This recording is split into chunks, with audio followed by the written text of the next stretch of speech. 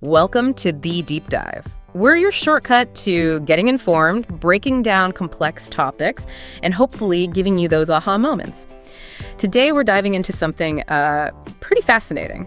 The recent buzz, the statements around Elon Musk's hinted at America Party, our mission to really unpack what he said mostly on his platform X and figure out what this vision is actually about, what it might mean down the road. And just to be clear, all the source material here, it's coming straight from Musk himself. Yeah. On X, formerly Twitter. It's not like there's a formal manifesto out there. Not yet, anyway. But he's definitely laying down some ideological markers for what could be, well, a pretty significant new political thing. Absolutely. And that's really why this is perfect for a deep dive, isn't it? It's more than just a headline. We're looking at a potential, a potential disruption in American politics. I mean, think about it.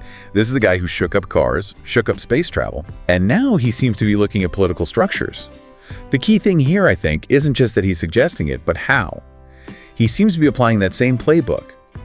Direct communication, iterating quickly, challenging the norms, but this time in politics. Interesting. So disruption as a political strategy itself. Exactly. That's the real takeaway, I think. It's not just business anymore. Okay, so let's dive right in then. How did this whole America Party idea even start bubbling up? It feels very different from, how parties normally form. Well, that's what's so striking. It's almost like he's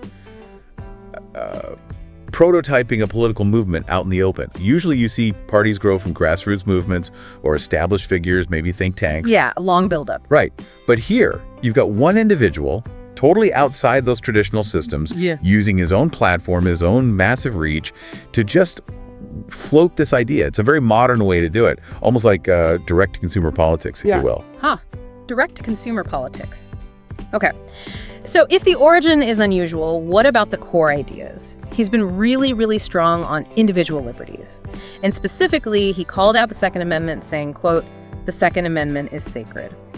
What's the significance of anchoring so hard on that specific right? That's a great question. It seems to do a couple of things. First, it plants a flag firmly in a sort of conservative ground regarding constitutional rights. And second, strategically, it resonates strongly with a very specific, very motivated group of voters. People who see gun ownership as, fundamental. A safeguard. Okay. For anyone watching policy, clearly signals no more gun control. But also makes you wonder, does focusing so intensely on this amendment maybe overshadow other freedoms? Or is it meant to stand for a broader anti-government overreach stance? Right. Is it symbolic of something bigger? Okay, so liberty is one pillar. What about the economy? You can't really talk Musk without touching on things like Bitcoin. Someone asked about the party's stance on digital currencies, and his answer was just, fiat is hopeless, so yes. Pretty blunt. Very blunt. But it definitely taps into a sentiment that's out there. Concerns about inflation, government debt. Sure. Saying fiat is hopeless isn't just a casual remark. It signals a pretty deep skepticism of traditional government-backed money. A lack of trust, maybe, in central control over currency. So yeah, being pro-Bitcoin suggests wanting to champion things like blockchain, wanting frameworks that are friendly to digital assets, maybe moving away from how central banks usually operate. Okay, so that gives us a sense of the economic thinking. Now, you mentioned there's no formal manifesto, but he did endorse a kind of perspective platform. Let's maybe just list the key points for you listening.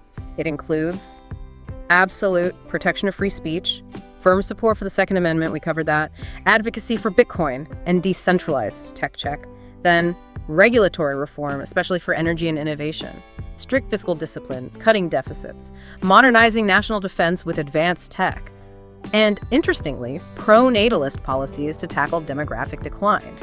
Now, looking at that list, especially the regulatory reform bit, is there a risk people just see that as self-serving, given his businesses in energy and tech?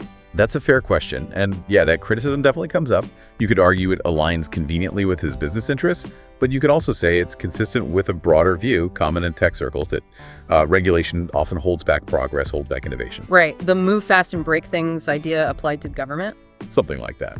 Taken together, though, these points really paint a picture. They reflect his known interests. Yeah. Less regulation, strong defense, using new tech, and try to reverse population decline. It points towards a vision of government that's, lean, technologically advanced, and focused on individual rights. Okay, let's shift to the strategy bit. Musk has been quite critical of the current political scene, talking about this uniparty in Washington. What exactly does he mean by that? It's a pretty pointed critique. Yeah. The idea, as he frames it, is that while Democrats and Republicans fight publicly, they often end up agreeing on things that, in his view, lead to bigger problems. Things like ever-increasing debt, more and more regulations that stifle things, maybe even chipping away at civil liberties. So two sides of the same coin, essentially. That seems to be the implication. And by calling it a uniparty, he positions this potential America party as the real alternative. Something truly different, pro-liberty, pro-technology, aimed at voters who feel let down by both of the established parties. Right. It could potentially act as a sort of release valve. Yeah. For centrists, libertarians, maybe tech-focused voters who don't feel represented right now. And the initial plan seems to be targeting Congress, influencing races there first, maybe with bigger goals later. That seems to be the hint, yes. Starting with Congress makes sense strategically. Okay, so the vision's taking shape, but we have to talk about the reality. Starting a new party in the U.S. is... well, it's notoriously hard, right? You've got ballot access laws that are designed to favor the big two. You've got media that's often skeptical, and just the sheer dominance of the Democrats and Republicans. It's a huge uphill battle. Oh, absolutely huge. Yeah. For almost any other political startup, that list of obstacles would be, well, probably fatal. But yeah, this is Musk. And he doesn't play by the usual rules, does he? His personal brand alone is like having his own media empire. True. He has access to immense capital. He has a direct line to millions of followers. It's like a built-in rally waiting to happen. So he can bypass some traditional gatekeepers? Exactly. His ability to just generate attention, shape the story, get people talking. You can't really underestimate that. Which leads to the big question, really. Is this going to become a real, structured political party with candidates and local chapters and all that? Or is it going to stay more like an ideological movement, a way to push certain ideas into the mainstream? That's the million-dollar question, I guess. So let's bring it back to you listening, whether you're in policy or business or just trying to figure out what's going on. If this America Party idea actually gains some steam, what are the practical implications? What could change?